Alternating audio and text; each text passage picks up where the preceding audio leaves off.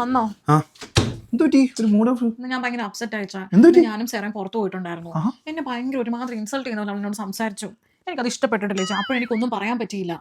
ഇവിടെ വന്നപ്പോ അങ്ങോട്ട് ദേഷ്യം വന്നിട്ട് ഒരു ഭർത്താവല്ലേ ഒന്ന് ചോദിക്ക് വിളിച്ച അവളോട്. രണ്ട് വർത്താനം പറ.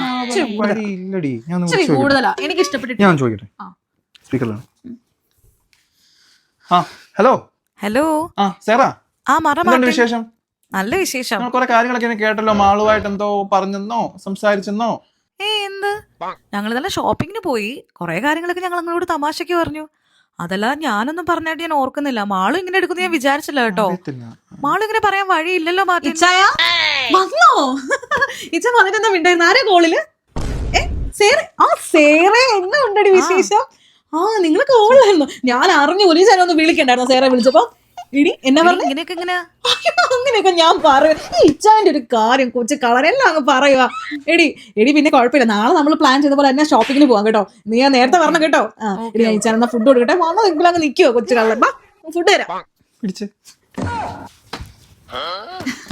എന്നാ തപ്പുന്ന എല്ലാം കൊണ്ടുവന്നു എനിക്ക്. നല്ല നടിക്കുള്ള അവാർഡ് നോക്കിയതാ. എന്താ